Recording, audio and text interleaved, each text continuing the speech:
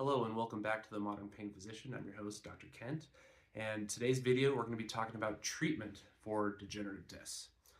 So treatment for degenerative discs, beyond things like physical therapy, chiropractic care, acupuncture, massage, etc., starts involving other treatments like injection therapy, burning nerves in the back, or even potentially surgery.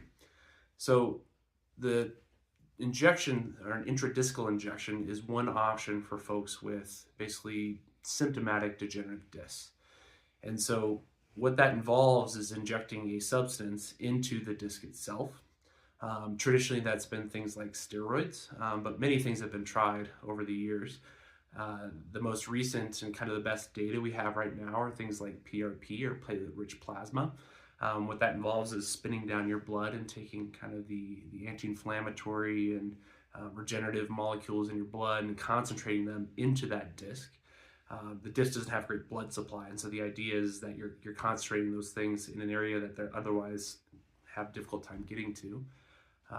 There's also, along that kind of that regenerative treatment modalities, there are things like stem cell injections, which do have some data as well. We're not going to talk about that, but that is another option for symptomatic degenerative discs. Next, the other treatments you have for this are things like a basivertebral nerve ablation. And so what this is it's a newer type of nerve ablation procedure that burns a nerve inside the bones or the vertebrae of your spine. And essentially what it's doing is it's interrupting the pathway, or interrupting the pain signals from the end plates of those bones, basically so those pain signals don't make its way to your brain. And so it's a newer procedure, and so it is a nerve burning procedure in the back, but it's not when thinking about nerve burning procedures, it's not the classic facet joint radiofrequency ablation or neurotomy. It's a newer procedure, and what it does is it just makes it so you don't feel pain as that degenerative disc is no longer providing cushion. The pain signals that are coming from the bones, because of the lack of cushion, are not able to get to your brain where you perceive pain. And so that's the newest treatment for these severely degenerative discs with this what's called vertebrogenic back pain. Again, back pain right in the center of the back. And so that is the newest treatment for that type of pain. And then lastly, other surgical treatments for severely degenerative discs involve disc replacement and potentially even fusion.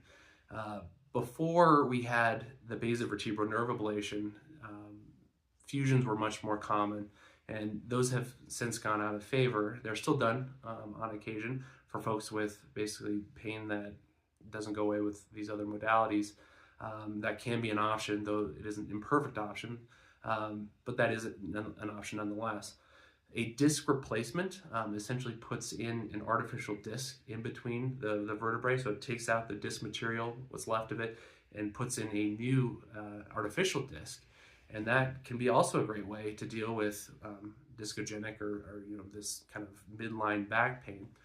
Oftentimes that will be done for folks who also have leg symptoms or arm symptoms, and the reason being is that back pain is a little bit harder to figure out exactly where back pain is coming from, and to go in and have such an invasive surgery for just pain along the spine is usually just a little more variable, hard to predict the outcomes. And so those disc replacements are generally done for folks with basically signs of vertebrogenic or discogenic back pain, as well as symptoms down the arms or legs.